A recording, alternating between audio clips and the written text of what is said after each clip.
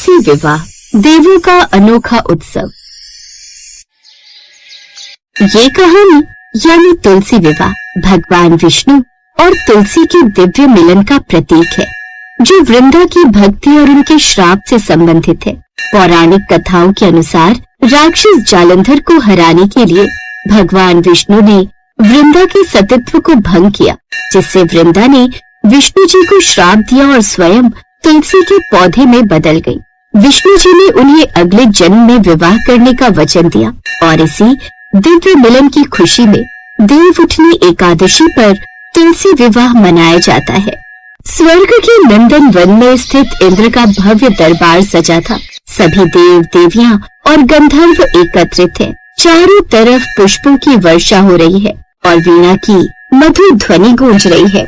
और अपने दरबार को इस तरह पुष्पों द्वारा सजा हुआ देख भगवान इंद्रदेव की खुशी का ठिकाना नहीं रहता और वो खुशी से झूमते हुए सभी देव और देवियों से कहते हैं, आज का दिन अद्भुत है। 4 मास के बाद मेरे आराध्य जगत पालक श्रीहरि अपनी योग निद्रा से जागे हैं और तो और आज वह महान वचन पूरा हो रहा है, तुलसी और शालिग्राम का विवाह। नारायण नारायण। देवराज, इस विवाह के लिए पृथ्वी लोक की तैयारियां तो आपने देखी ही होंगी। गन्ने के मंडप, दीपों की माला, वो सब हम भली भांति देख रहे हैं मुनिवर। परंतु इस बार देवलोक में भी तुलसी विवाह का आयोजन संपूर्ण रूप से होगा। इस बार तुलसी विवाह न केवल पृथ्वी लोक पर बल्कि देवलोक में भी मनाई जा रही है और उन सब की तैयारी स्वयं देव और देवियां कर रही हैं। नारायण नारायण। आप बिल्कुल ठीक कह रहे हैं इंद्रदेव। इस बार देवलोक में भी उत्साह कम नहीं है। स्वयं लक्ष्मी माता और रुक्मणी माता तैयारियों में जुटी हैं। भगवान इंद्रदेव और मुनिवर दोनों ही आपस में वार्तालाप कर रहे थे, परंतु तभी वहाँ माता सरस्वती आती हैं। यह विवाह केवल मिलन नहीं है मुनिवर, यह शुद्ध प्रेम और पतिव्रता की विजय का उत्सव है। वृंदा के रूप में तुलसी का त्याग अविस्मरणीय है।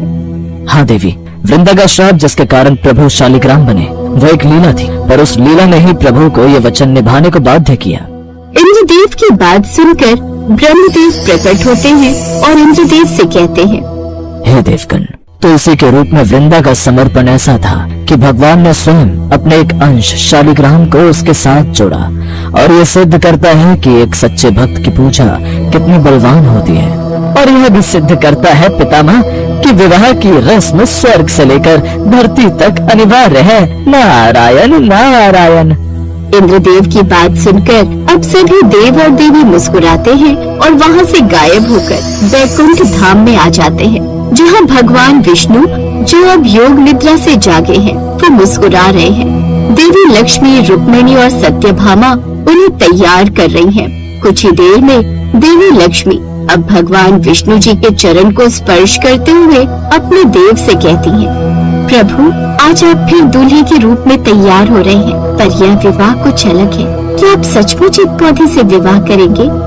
वृंदा का प्रेम इतना शुद्ध था कि उसने मुझे पत्थर बनने पर विवश किया, लेकिन साथ ही मुझे अमर प्रेम का वचन भी दिया। वह तुलसी है और तुलसी के रूप में उसका हर पत्ता मेरे लिए प्रिय है। वह मेरी प्रिया है, मेरी हरि प्रिया, इसलिए मैं अपना वचन अवश्य निभाऊंगा।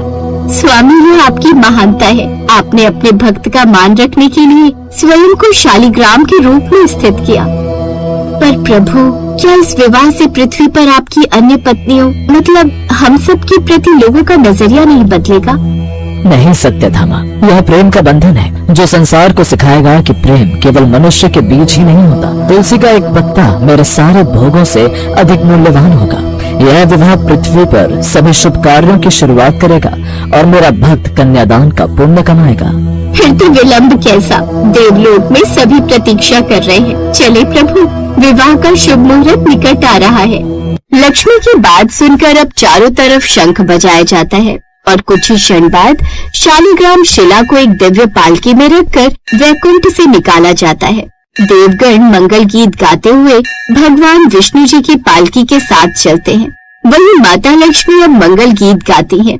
4 मास की योग निद्रा टूटी, जागे मेरे हरि, तुलसी संग ब्याह रचाएंगे, ये अद्भुत है घड़ी। वृंदा का संकल्प अमर है, शालिग्राम का वेश धरा, कन्यादान का पुण्य मिलेगा, खुशियों भरी ये धरा। कुछ ही देर में अब वे सभी मंडप पर पहुंच जाते हैं। नंदनवन का मध्य भाग, जिसे एक विशाल दिव्य मंडप से सजाया गया है। मंडप में पृथ्वी से लाई गई तुलसी का पौधा दिव्य रूप में स्थापित है। सभी देवी देवता अपने अपने स्थानों पर विराजमान हैं और नारद मुनि उत्सव का संचालन कर रहे होते हैं।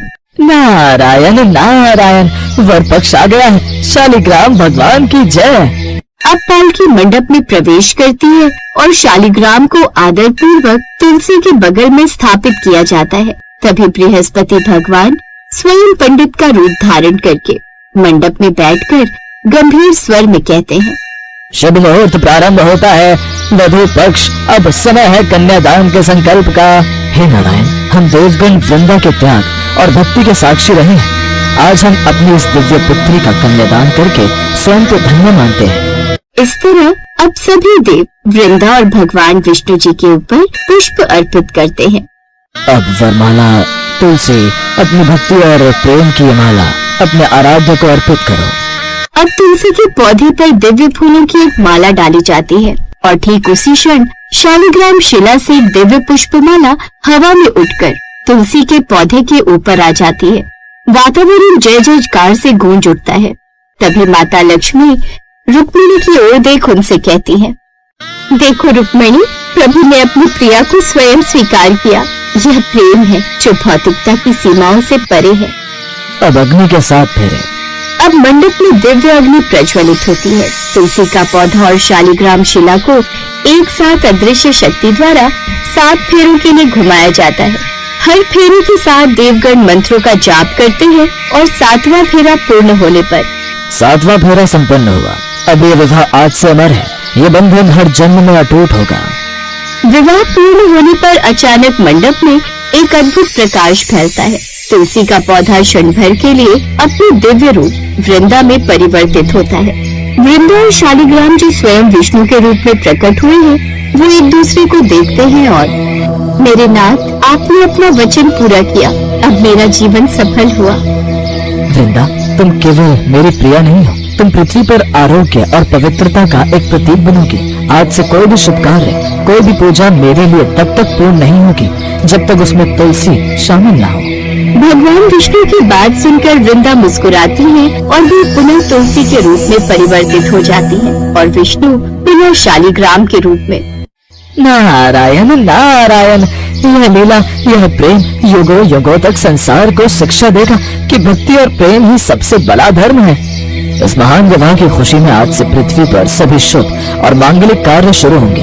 यह दिन देवोत्थान एकादशी और तुलसी विवाह के रूप में मनाया जाएगा। अब सभी देव देवियां और गंधर्व एक स्वर में तुलसी मैया की जय और शालिग्राम भगवान की जय का उद्घोष करते हैं। देवलोक में उत्सव का यह रंग पृथ्वी पर भी उसी श्रद्धा और उल्लास के साथ फैल जाता है। इस प्रकार की रोचक कहानियों को सुनने के लिए हमारे इस चैनल को लाइक, शेयर और सब्सक्राइब करें और हाँ, बेल आइकन जरूर दबाएं ताकि रोचक कहानियों का नोटिफिकेशन सबसे पहले आप तक पहुंचे। नमस्कार।